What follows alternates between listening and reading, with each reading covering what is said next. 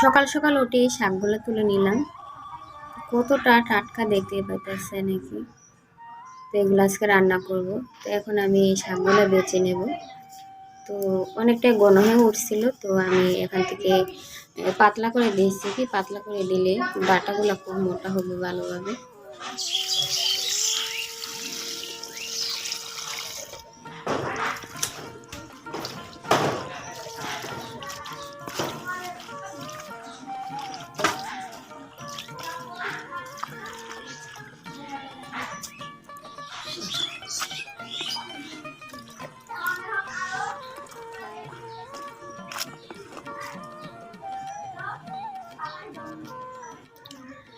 তো শাকগুলা ধুয়ে তারপর নিয়ে আসলাম রান্না করার জন্য। তো এখন শাকগুলা কেটে আমি চুলাতে বসিয়ে দিয়েছি। আর এখানে দিয়ে দিলাম কাঁচামরিচ, পেঁয়াজ কুচি, রসুন কুচি আর দিয়েছি লবণ। তো শাক রান্নাতে কিন্তু এই উপকরণগুলাই বেশ ভালো লাগে বেশি দিলে। তো এখানে প্রেমা একটু কাজ করলো, দেখতে পেতেছেন মরিচগুলো বেছে আমার কাজে একটু হেল্প করলো কি। তো বলতেছে আম্মু দেও আমি মরিচগুলো বেছে নিই। তো আমি বলছি না, তোমার হাত জ্বলতে পারে, তুমি করার দরকার নাই। তারপর বলছে না আমি শিখবো, আমি করবো, তাই বলছে। তো যাই হোক, ও কাজ করে নিল কি একটু। তো এখন আমার শাকটা কিন্তু অনেকটাই হয়ে গিয়েছে।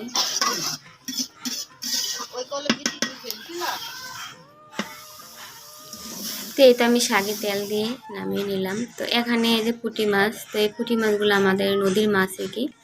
তো এগুলা নিয়ে নিলাম রান্না করার জন্য। আর এখানে যে বাটা মাছ নিয়েছি, মা তো পুঁটি মাছ খায় না, এই জন্য আর কি।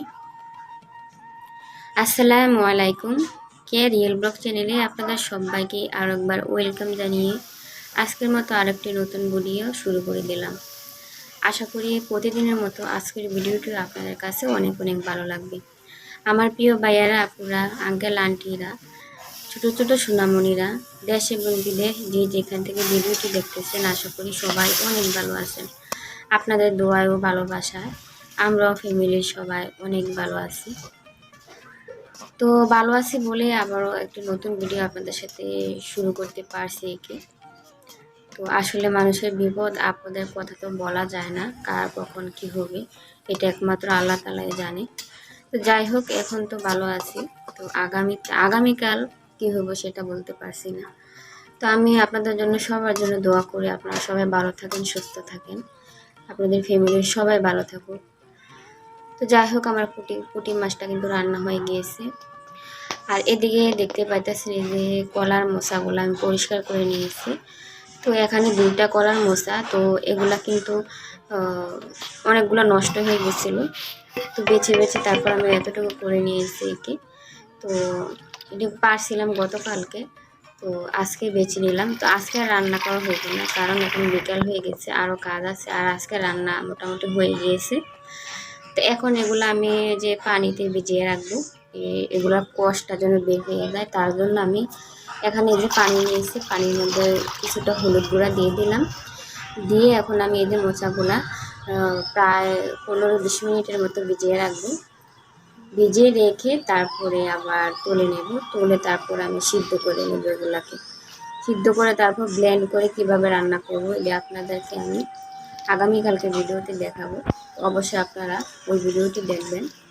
তো এখন আমি এগুলো ভিজিয়ে রাখবো, রাখার পর তারপর আমার আরও যা যা কাজ আছে এখন সেগুলো করে নেব কি। তারপরে আমি এগুলো তুলে নেব।